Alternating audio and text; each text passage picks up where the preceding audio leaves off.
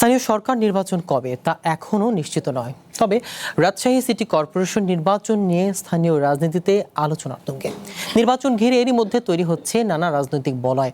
মাঠে রয়েছেন বিএনপির একাধিক মনোনয়ন প্রত্যাশী, জামায়াতে একাধিক প্রার্থী নিয়ে আলোচনা চলছে। অন্যদিকে জামায়াতকে ছাড় দিতে নারাজ 11 দলীয় জোটের অন্যতম শরিক জাতীয় নাগরিক পার্টি। লাইফে কখন কি হয় গ্যারান্টি আছে? তাই ইন্স্যুরেন্স করুন সিটি ব্যাংকে, কারণ ইন্স্যুরেন্স করলে সিটিতে সুরক্ষা পাবেন নিশ্চিতে। রাজশাহী সিটি কর্পোরেশনের সর্বশেষ নির্বাচন অনুষ্ঠিত হয় 2023 সালের জুনে। ওই নির্বাচনে দলীয়ভাবে অংশ নেয়নি বিএনপি ও জামায়াতে ইসলামী। 2024 সালের গণ অভ্যুত্থানের পর থেকে প্রশাসকের মাধ্যমে পরিচালিত হচ্ছে সিটি কর্পোরেশন।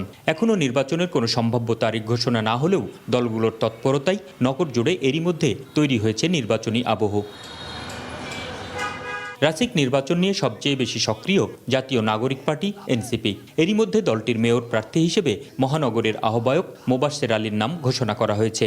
কেন্দ্রীয় নেতারাও তার পক্ষে প্রচারণা চালিয়েছেন। তবে শেষ পর্যন্ত জোটগত সিদ্ধান্তের উপরই নির্ভর করছে তাদের চূড়ান্ত অবস্থান। জোট সারা দেশের 11-12টি সিটি কর্পোরেশনের মধ্যে যদি কোথাও কম্প্রোমাইজ করে আমাদেরকে ছেড়ে দেয়, সেটাও একটা সিদ্ধান্ত হতে পারে।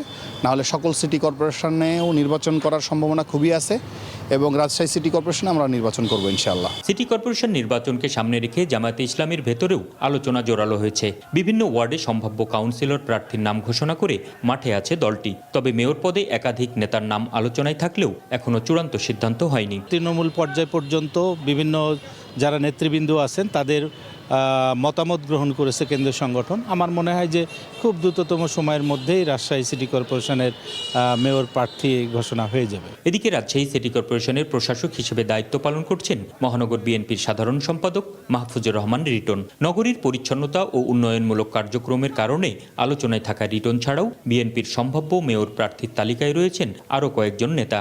দল যদি আমাকে মনোনয়ন দেয় তাহলে ইনশাআল্লাহ আমি নির্বাচন করব। হাইকমান্ড ওনার নির্দেশেই একজন প্রার্থী হবে, যদি একাধিক প্রার্থী এটা আমি আশা করছি না। রাজশাহী মহানগরবাসী যদি আমাকে মেয়র হিসেবে নির্বাচিত করে, ইনশাআল্লাহ এখন যা কাজ করছি তার চেয়ে আরও বেশি কাজ করার চেষ্টা করব। রাজনৈতিক বিশ্লেষকদের মতে এবারের নির্বাচনে দলীয় প্রভাবের পাশাপাশি প্রার্থীর ব্যক্তিগত গ্রহণযোগ্যতা ও সেবার সক্ষমতাই মূল বিবেচ্য বিষয় হয়ে উঠবে। এটা স্থানীয় সরকারের নির্বাচন, এখানে যতই জোট বা যাই কিছু হোক না কেন, আমরা যদি ইতোপূর্বের ইতিহাসকেও যদি সামনে নিয়ে আসি তাহলে দেখব যে প্রার্থীর সক্ষমতা এবং ইমেজ এটা খুব গুরুত্বপূর্ণ। জনগণকে যদি ভোট দেওয়ার সেই সুযোগটা দেওয়া হয় তাহলে তারা যথাযথভাবে সঠিক প্রার্থী নির্বাচন করতে ভুল করবে না। শুধু মেয়র পদেই নয়, শহরের পাড়া মহল্লায় নিজেদের অবস্থান জানান দিচ্ছেন সম্ভাব্য কাউন্সিলর প্রার্থীরাও।